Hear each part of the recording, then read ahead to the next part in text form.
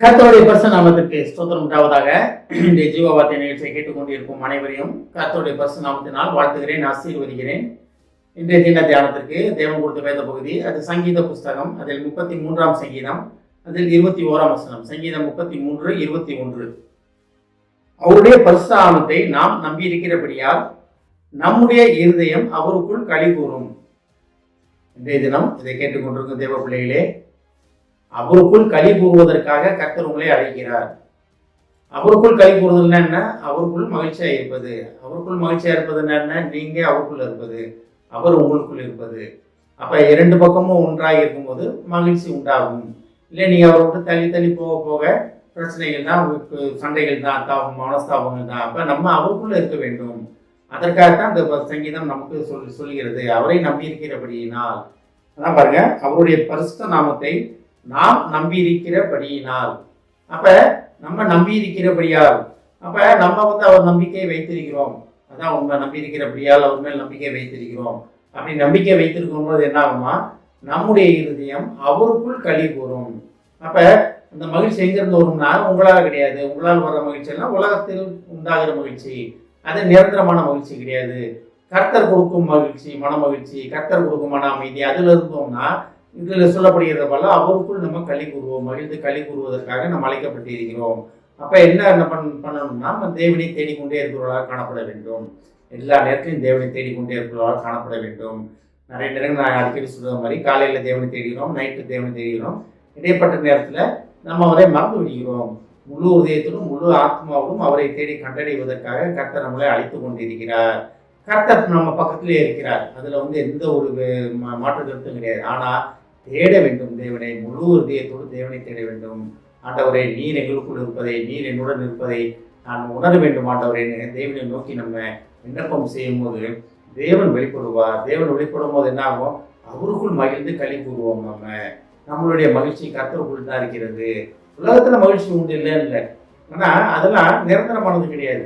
அதெல்லாம் கொஞ்ச நேரத்துக்கு இருக்கும், அப்புறம் திருப்பி அது போயிடும். அப்புறம் நம்ம மனஸ்தாபத்தை தான் உட்காந்துருப்போம், ஒரு மாதிரி சோர்வாகி போயிடுவோம். ஆனா தேவன் கொடுக்கும் மன மகிழ்ச்சி நம்மளோட கடைசி மரண பரியந்தம் அது நம்மளுடைய தங்கி இருக்கும். அப்ப நம்ம என்ன பண்ண வேண்டும்? தேவனை நம்பி இருக்க வேண்டும். ஆனால் தான் அந்த வசனம் சங்கீதக்காரர் ரொம்ப அழகா சொல்றாரு, அவருடைய பரிசுத்த நாமத்தை நான் நம்பி இருக்கிறபடியால் நம்முடைய இருதயம். அப்ப பரிசுத்த நாமத்தை நாம் நம்பி இருக்கிறபடியால் தான் நீங்க நம்பி இருக்கிறீங்களா? முழு இதயத்தோட தேவனை நம்புறீங்களா? இல்ல ஒரு பிரச்சனை வரும்போது, ஒரு போராட்டம் வரும்போது தேவனை தேடுறோமா? இல்ல அந்த போராட்டம் எல்லாம் முடிந்ததுக்கு அப்புறம் இந்த காரியங்கள் தேவன்கிட்ட கேட்டு பெற்றுக்கொண்ட காரியங்கள்லாம் நம்ம பெற்றுக்கொண்டதுக்கு அப்புறம் தேவனை விட்டு விடுகிறோமா? அப்படி இருக்கக்கூடாது. இடைவிடாமல் நம்ம தேவனை தேட வேண்டும். இடைவிடாமல் தேவனுடன் நம்ம இடைப்பட வேண்டும்.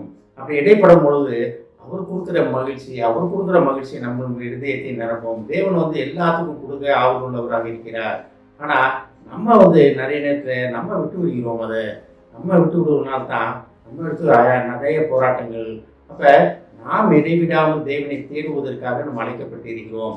அப்ப தேடுகிற எவனும் தேவனை கண்டடைவான் பைபிளில் படிக்கிறோம். நம்ம கேட்கிற எவனும் பெற்றுக்கொள்கிறான் பைபிளில் படிக்கிறோம். அப்ப தேவனை நம்பி இருக்கும் பொழுது அவர் கொடுக்கும் மன மகிழ்ச்சியால் நம்ம களி கூறுவோம். இதுதான் நம்மளோட படைப்பின் ரகசியம். நம்ம போராடி கொண்டு இருப்பதும் நம்ம மன வருத்தத்துடன் இருப்பது தேவனுக்கு பிரியமில்லாத காரியம். நம்ம எப்பொழுதும் அவருக்குள் களி கூறுவதற்காக கர்த்தர் நம்மை அழைத்து கொண்டிருக்கிறார். கேட்டுக்கொண்ட தேவ பிள்ளைகளே, நாம் அவருக்குள் களி கூறுவோம். அதுதான் தேவனுடைய விருப்பத்தை நிறைவேற்றுவோம். ஆமென். ஜெபிப்போம். எங்களை அதிகமாக நேசிக்கும் அன்பின் பரலோக பிதாவே, கர்த்தாவே, நாங்கள் உண்மையை நம்பி இருக்கிறபடியால் எங்களுடைய இருதயம் உமக்குள் களி கூறும் என்பதை நாங்கள் அறிந்து கொண்டோம் ஆண்டவரே. நாங்கள் இடைவிடாமல் உண்மையை நம்பி, உண்மையை பற்றி கொண்டு, நீர் தரும் மன மகிழ்ச்சி, நீர் தரும் மன அமைதியை பெற்றுக்கொண்டு களி கூற நீர் அழைத்து கொண்டிருப்பதற்காக நன்றி ஆண்டவரே. அழைப்பின் நோக்கத்திலே நிலைத்து நிற்க உதவி செய்ய மாட்டவரே. கேட்டுக்கொண்ட ஒவ்வொருவரையும் ஆசீர்வதிக்கிறோமாப்பா. ஒவ்வொரு குடும்பத்தையும் ஆசீர்வதிக்கிறோம் மாட்டவரே. குடும்பத்தில் உள்ள ஒவ்வொருவரும் தாப்பனே, தங்கள் பிரச்சனைகள், போராட்டங்கள் அனைத்தும் ஒவ்வொரு பாதத்திலே சமர்ப்பித்து தாப்பனே, நீர் தரும் மன மகிழ்ச்சியை பெற்றுக்கொண்டு உண்மையில் களி கூற உதவி செய்ய மாட்டவரே. தாப்பனே, குடும்பத்தில் உள்ள ஒவ்வொருவரையும் ஆசீர்வதிக்கிறோமாப்பா. குடும்பத்தில் நோய்வாய்ப்பட்டிருப்பவர்களை ஆசீர்வதிக்கிறோமாப்பா. பரிபூர்ண விடுதலை கூறுகிறோம் மாட்டவரே. ஆசீர்வதிக்கிறோமாப்பா. இயேசுவின் மூலமாக கேட்கிறேன் நல்ல பிதாவே. ஆமென். கர்த்தர் உங்களை ஆசீர்வதிப்பாராக.